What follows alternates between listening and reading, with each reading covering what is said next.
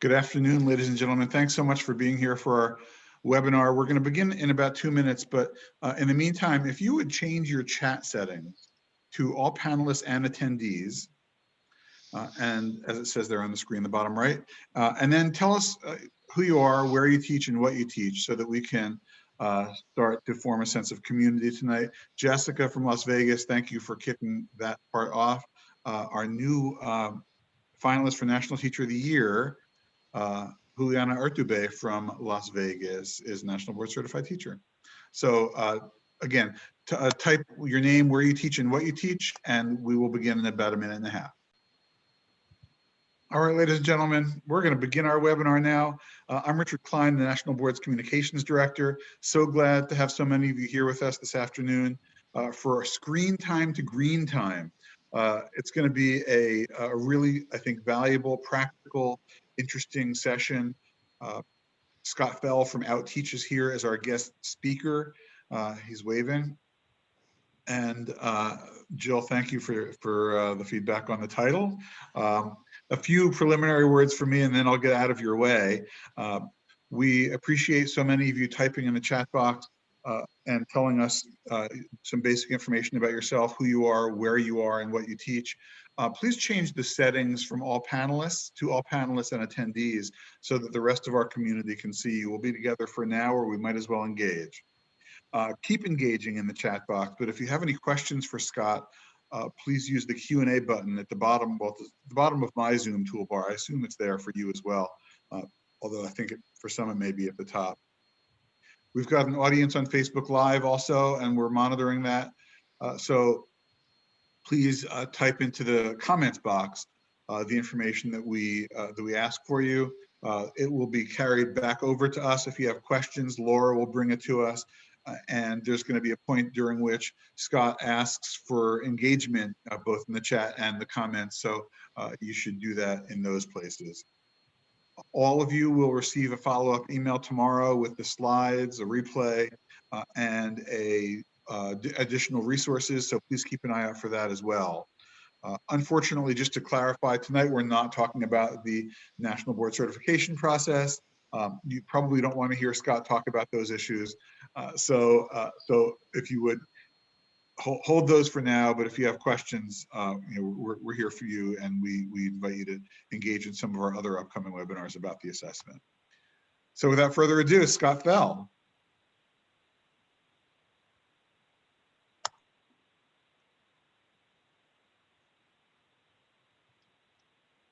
Or all right, Laura. so, oh, Scott, sorry, go ahead. Yeah. So I wanted to check in with Laura here. I think Laura has a couple slides. Is that correct, Laura? Thanks, Scott. Yeah, you can just go to the next one. We here at National Board always like to bring everything we do back to our 5 core propositions. So I just wanted to highlight for you all the points we'll be hitting on this webinar. Scott's going to take us through. We'll touch upon our first 3 core propositions. So encourage you all, if you're not familiar with them, to also check out accomplishedteacher.org, where you can see a little more. But yeah, no, we're super excited to have Scott Fell from Outteach here to get us up out of our seats and outside and build some really engaging learning opportunities.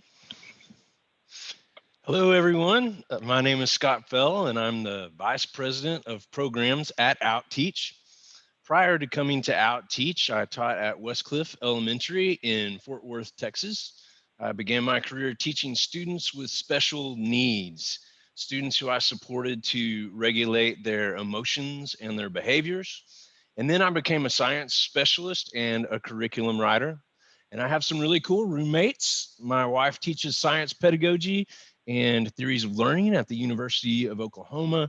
And we have 1 girl and 1 boy in 8th grade and 6th grade. I started anchoring my instruction in scientific phenomena and outdoor phenomena 17 years ago, and I have never looked back. So here we are. Out of all the things you could be doing this evening, this afternoon, you've chosen to participate and develop yourself through professional learning. And so thank you for going the extra mile for your students. Here are our learning objectives for the session. Today, I'd like to share an approach to getting students outside during remote, that's right, remote instruction. We've been using this approach at OutTeach successfully, and it's all about the learning sequence. We have overlaid a blended approach of synchronous and asynchronous learning with the 5E, instructional sequence. While this session isn't an in-depth webinar on the 5Es, we will be following a 5E sequence, and I will say a few words about it at each step. Is the 5E learning sequence compatible with NGSS and storylines? Some of you might be asking. My opinion is yes. And if you are in an NGSS or a framework state, I believe you'll agree once we get into the session.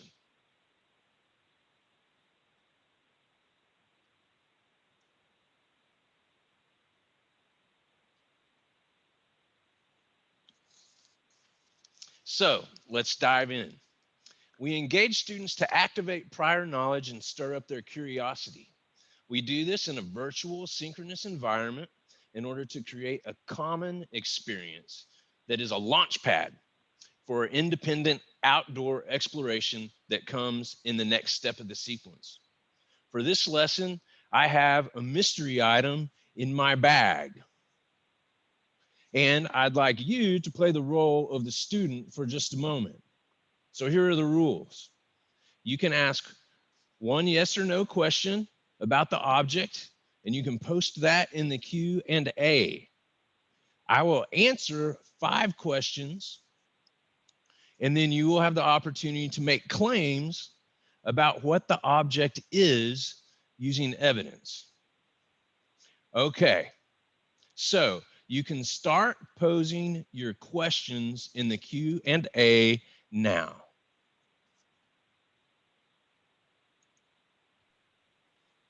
Question 1 by Stacy Leonard. Is the object made of rubber? No.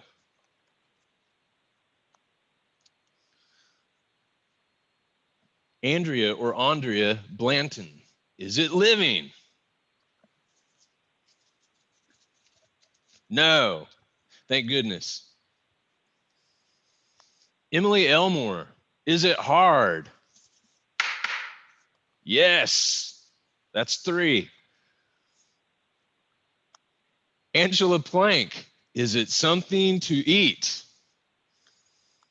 And also Kimberly Nicastro asks, can it be eaten? Not by a human, certainly, and I doubt that any organism would be chowing down on this object. And I see another one coming through, I believe. So there are a couple questions that have come through in the chat, and I'll just share those. And I'm not going to be able to hear it. Is it from Diane? Is it a rock? It's an interesting question. And it's a question that you will have to wait to hear the answer to, because I am going to ask everyone else, since we've answered several questions, to tell me what they think it is. You can post that into the Q&A and guess what you think it is. And I'll take several guesses.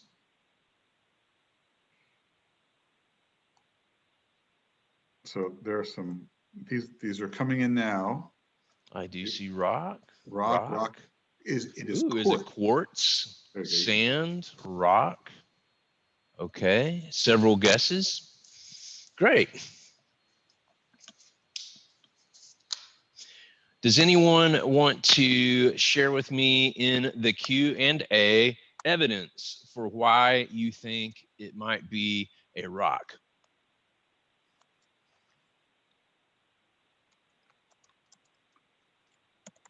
Or a marble or a pebble?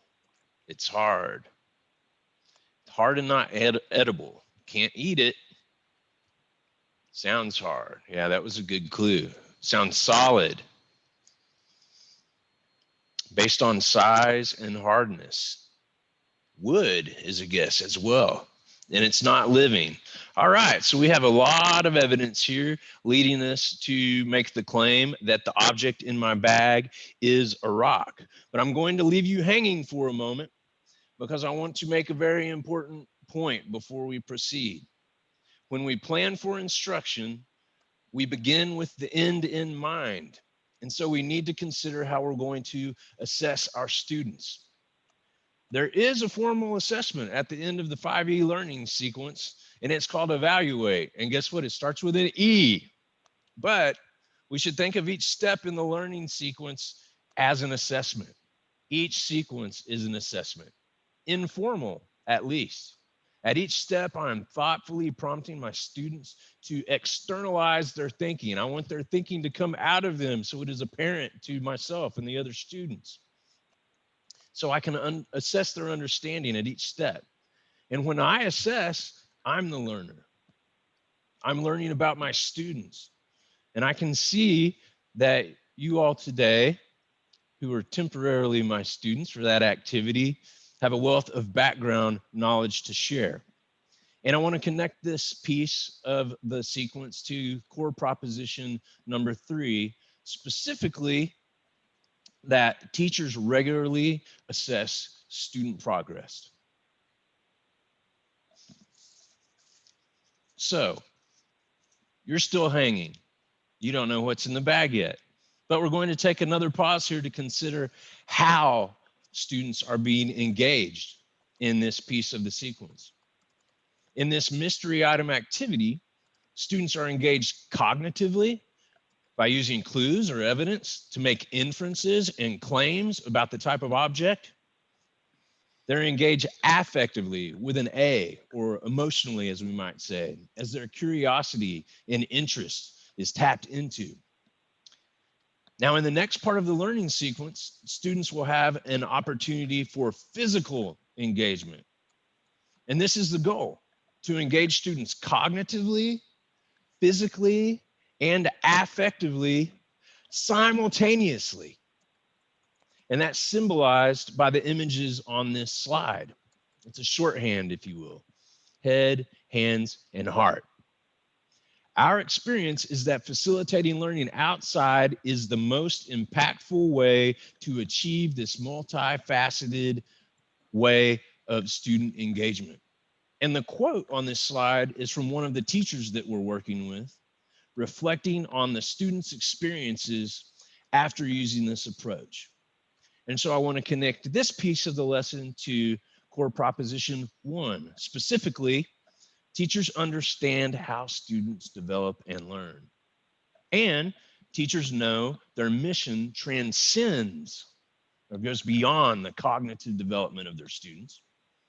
And core proposition 3, a part of which states teachers value student engagement. So at this point, if you're wondering why I haven't revealed what's in the bag yet, then I'll take that as evidence that you are engaged, and I will reveal the object.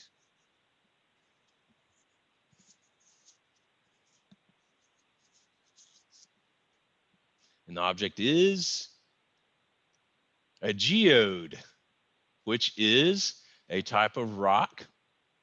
And it's a special type of rock. Someone said that there is maybe quartz, and that was a good guess, because if you break open a geode and polish it up, you can see the quartz on the inside. So excellent claims that you made about the object based on your evidence, and you are welcome for the desk banging. I feel like that was a helpful clue. So little impromptu. I wasn't planning on slamming my desk, but hey, sometimes it works, right?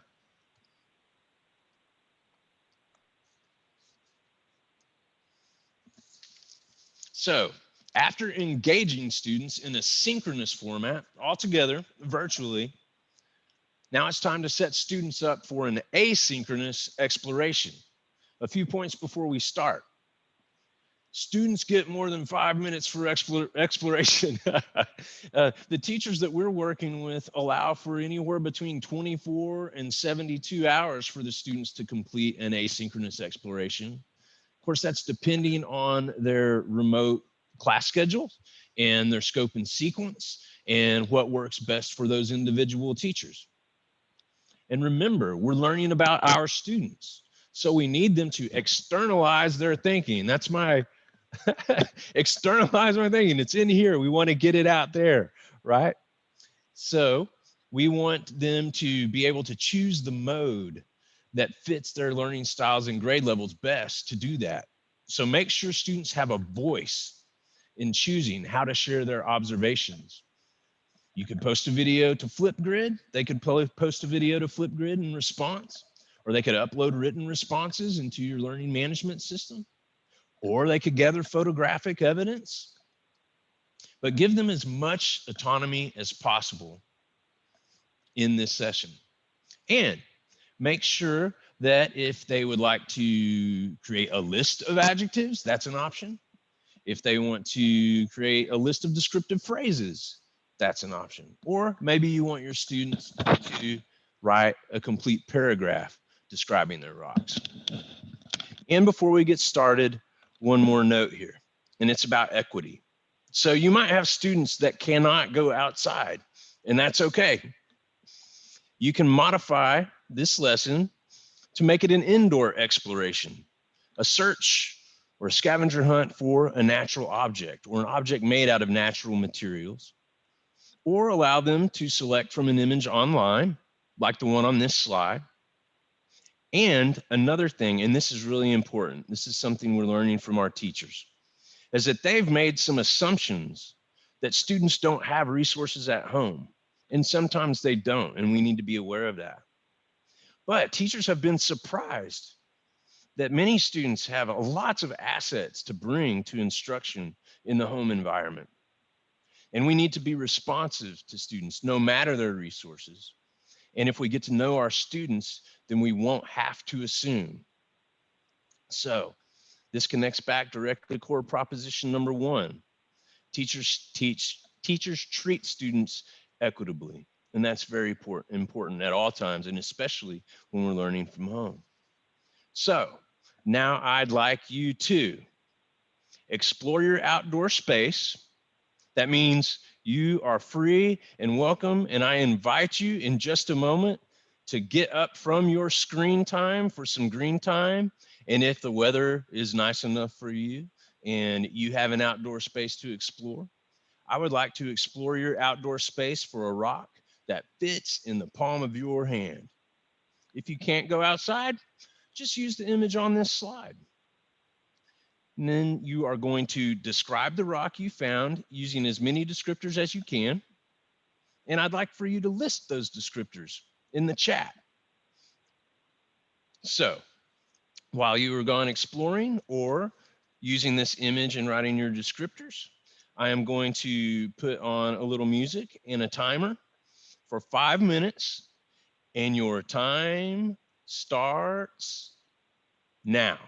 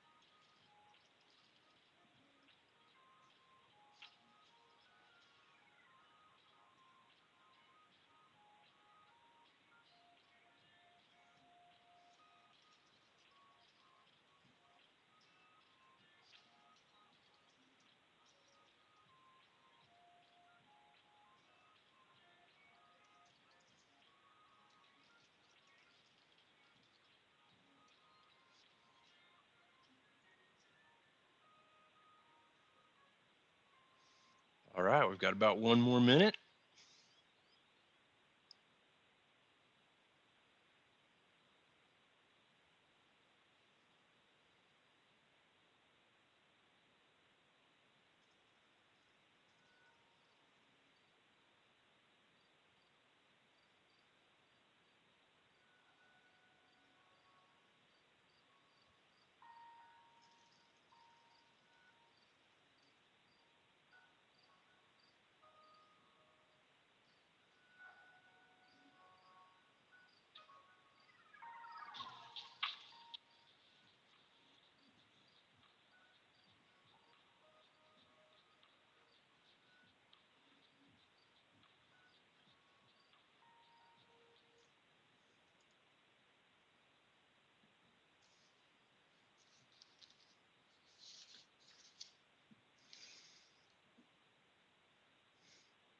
All right, everyone. We are back. So to recap really quickly, first we engage synchronously, then students explore asynchronously and share their observations. Now we gather back together in a synchronous session to make sense of our observations and tie the exploration experience back to the standard we're teaching, which in this case is about physical properties and classification. NGSS and every state has elementary standards for these concepts.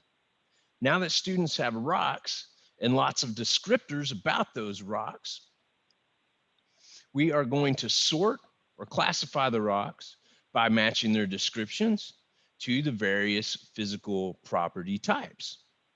We use a whiteboard so students can record their descriptions in the correct category. Yes, every once in a while, a student will report in on the smell or odor of a rock. Since we're classifying rocks, you may choose, depending on your grade level, to introduce the concept of luster, which is a rock's ability to reflect light. Also take note that there is a strong ELA connection here. Most of the descriptors students will use are adjectives. And oftentimes, even with primary students, they will make similes. For example, I've heard a student compare their rock to the shape of a heart. I had a student one time say that their rock looked like their grandmother in profile. So it's interesting that we do backflips trying to teach metaphors and similes, but our students already know them. They just have to be brought out through an engaging experience. And so there's a strong ELA connection here in this science activity. During this explain portion of the sequence, it's a time to let students discuss their findings and make meaning. It's also a time for teachers to do some direct teaching on the properties of matter and their classification. An important point I want to make here is about mindset and a scientific mindset amongst students. Research suggests that interest in science careers may develop in the early school years. And this is amazing. But by 5th grade, students begin to eliminate careers as possibilities, and they start to develop career aspirations based on gender and social appraisals of careers. Not every student will become a scientist and work in a STEM field, but every student should know they have the opportunity. We should help develop their scientific mindset as frequently as possible, emphasizing that in our classrooms, they aren't just learning about science, they are doing science. So we started synchronous, then we went asynchronous for the explore. We went outside, now we're back together, we're synchronous again. Our team calls this synchronous, asynchronous, synchronous, because there's so many syllables. We call that SAS for short. And for the rest of the sequence, you'll likely base your decisions about synchronous and asynchronous instruction depending on your class schedules. Do you want students to do these offline, or do you want students to do some of these activities while they are with you? So the next step after explain is elaborate. When we elaborate, we go deeper into the concept, or we apply the understanding of the concept in a different context. And to take the concept a little bit deeper, at this point, I would like to issue you a challenge. So if we look at the slide here, I think rocks 1 and 3 should be classified together. Say that again. I think rocks 1 and 3 should be classified together. And I think 2 might fit in as well here for me. So using the Q&A this time, can you guess what physical properties I used to group rocks 1 and 3 and maybe 2 together?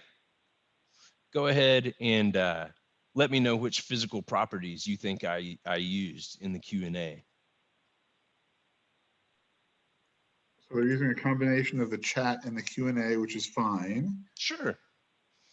I've got my eyes on the Q&A, so if you want to read, I'll read some of those. So I've got luster and shine. I like that. That sounds like a good band name. Texture, appearance, luster.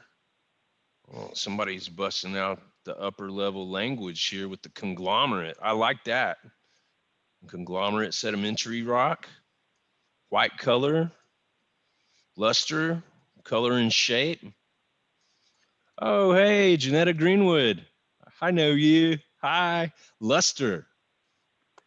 We've got smooth crystals over in the chat. Okay. 2 and 4. Okay. Also, they seem to be composed of multiple types of material. Shine versus matte finish. Yes. So I will tell you now that you are correct. I did use luster.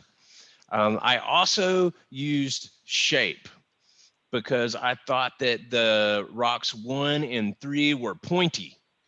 And that's also a common type of classification that you will see young students use is the texture, how they feel. And so pointy could be texture or it could be shape. And so that's the interesting part of classification. And it's one of the things that gets our students thinking critically as they begin to justify their groupings. And so is pointy, is that a shape? Or is that a texture? Or is it both? What do we do if it's both? Oh no, maybe we need to make another column for our classifications, right? But this takes the concept deeper because we're asking students to infer what the rules are for classification, whereas before we were simply describing their rocks in the Explore. Another way to take this deeper is to integrate mathematics by exploring properties that require a measurement, like measuring the masses of the rocks using a balance or a spring scale. You can also measure length, width, diameter as appropriate for your grade level standards. Now, after students have a chance to infer rules for classification, it's a great time to generate discussion and to externalize student thinking to assess student understanding. These questions on the slide start at a basic knowledge level, then build. What do I mean by that? That the questions build? Simply that unless you can answer the knowledge-based questions, the application questions will be difficult. Since many teachers are familiar with Bloom's taxonomy, shout out to the Q&A and a reference to Bloom's taxonomy earlier, I've used some of Bloom's stages here. There are multiple versions of Bloom's taxonomy in circulation, and this one is based on the levels where I see a lot of agreement across all of those versions that are out there. If students have trouble at the highest end of the taxonomy, then it will be important to backtrack and do some reteaching. And I want to point out something about this evaluating question. It's the one that will require students to think the most critically. And please note that there is a career connection in this question. Evaluating questions, evaluating at Bloom's taxonomy, evaluation level questions are an excellent opportunity to make connections to STEM careers in your classroom. by asking students to put themselves in hypothetical situations. And this is one way to help students see themselves in those careers. And I'd like to make note that February 11th is the International Day of Women and Girls in Science. And at OutTeach, we will be celebrating the entire month of February. And in that spirit, following this presentation, when you get the resources, we'll be sharing a link to some educator resources from If Then. That's if/then. It's a project whose mission is to empower leading women STEM innovators to inspire the next generation of pioneers so that we can all build a better future. The link includes 175 hero videos of women in science telling their stories, as well as profiles of their research and virtual backgrounds that you can use during synchronous instruction.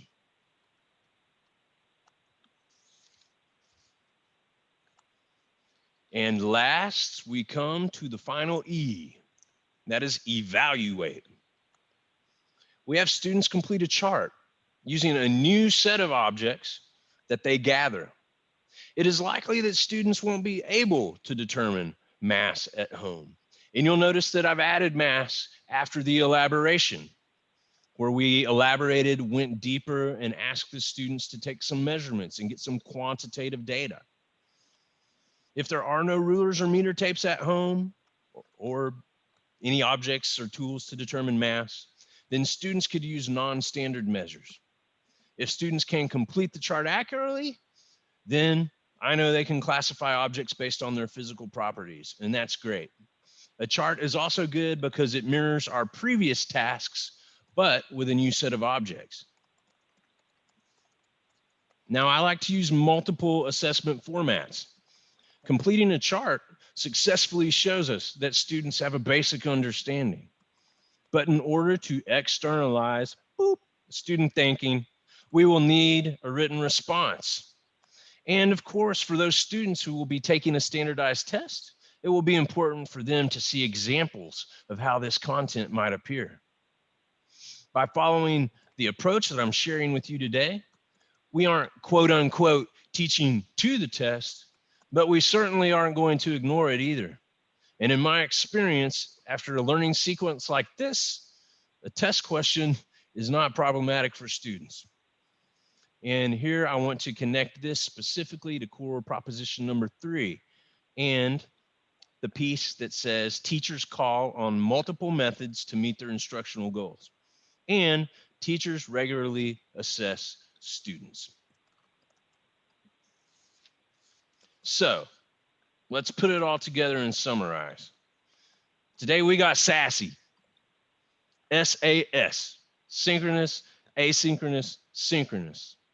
We overlaid the SAS approach with the 5E model. We used the outdoors to take a break from the screen and create conditions for multifaceted engagement. And we connected the learning sequence to the 5 core propositions of the National Board for Professional Teaching Standards.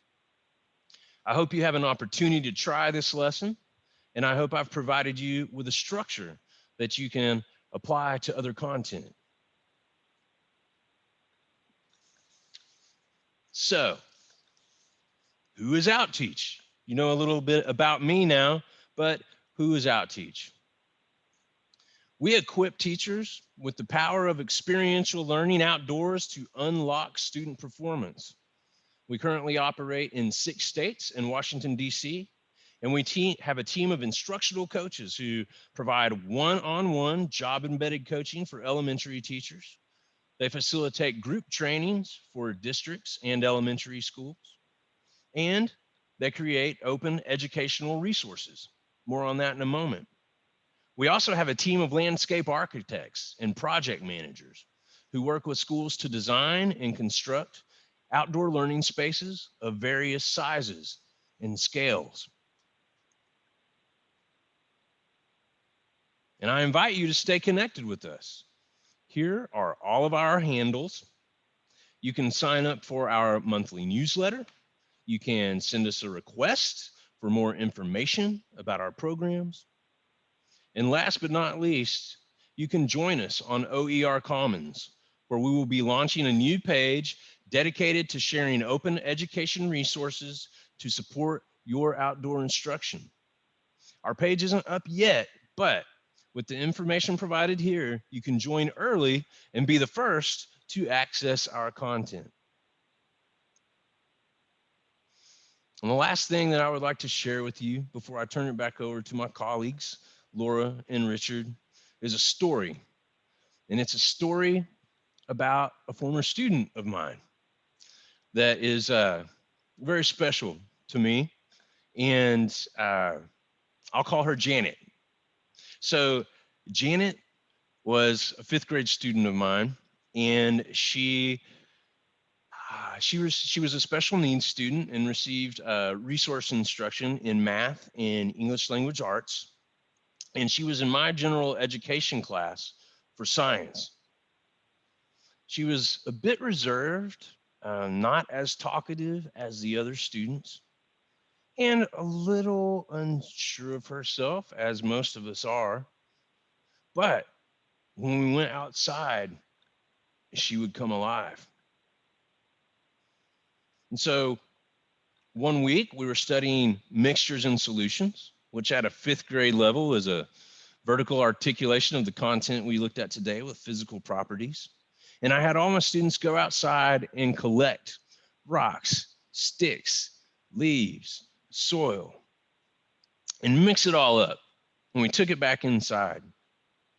And some of you all are probably familiar with an activity like this. I gave them some sieves and screens and colanders and coffee filters and all different kinds of things that they could use to take that big old mixture and sort it back out into its individual components. And I always worked in cooperative groups, no more than 4 when we were indoors. And so we got the materials, we came back indoors, they had all the tools, they were working through separating all these solid ingredients, and they performed it successfully, and everything was great. But then I had them pile it all back together, and I came around and I dumped a bunch of salt in every pile and told them that they had to figure out how to get the salt separated from the rest of the mixture. And so, as many of you will know, salt forms a solution in water, but we hadn't studied that yet.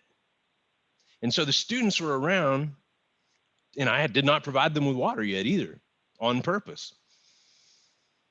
The students are all trying to figure this out, and they're starting to conclude, we can't get the salt separated. They went through the same procedures that they'd tried before, can't get the salt separated from the soil. Some made claims that they did, but we didn't find the evidence that they did, so we kept trying. And the whole time this conversation's going, and at some tables it's beginning to get a little heated.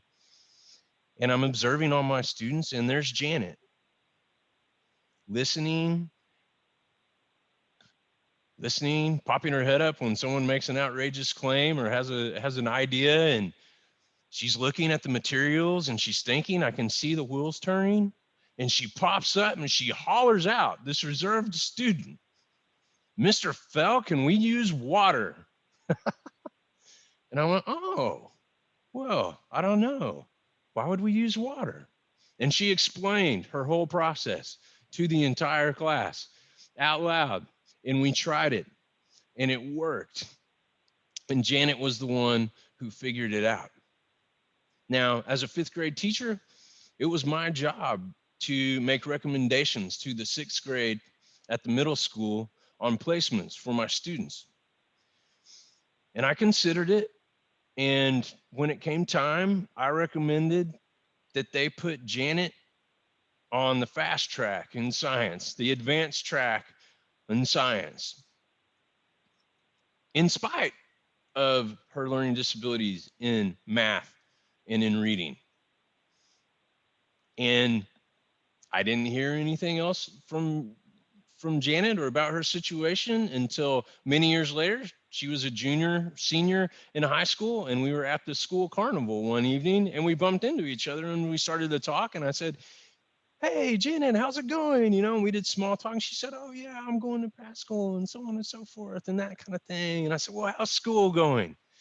And she went, oh, that. And a part of me went, oh no, like, I said, well, what's going on? She said, oh, it's just so hard. And I said, well, well, tell me a little bit about it. And she said, my AP physics class is just killing me. I am trying so hard to get an A, and it is so hard to get an A in AP physics. And y'all, I almost started crying. And you probably know some students like Janet. You may have some students like Janet that you're teaching right now. And OutTeach knows from experience that outdoor experiential learning can unlock student performance for students who might fly under the radar otherwise. I know Janet would have. So thank you for your time, and thank you for your effort, and thank you for showing up for your students every day. I'm out.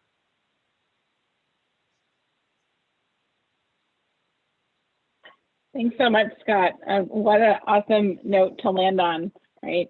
You put folks in different scenarios and different environments, and it can really be the key that unlocks everything. So thank you so much for leaving us with that. I do want to ask our attendees to take a moment and fill out a survey for us to let us know how you enjoyed the session. And we're always looking for topics for other Core Connections webinars. So invite you to share those ideas with us so we can continue to bring you content like that today from Scott and OutTeach. We really, really appreciate it. And we thank you so much for joining us tonight. Thank you, everyone. Have a good night.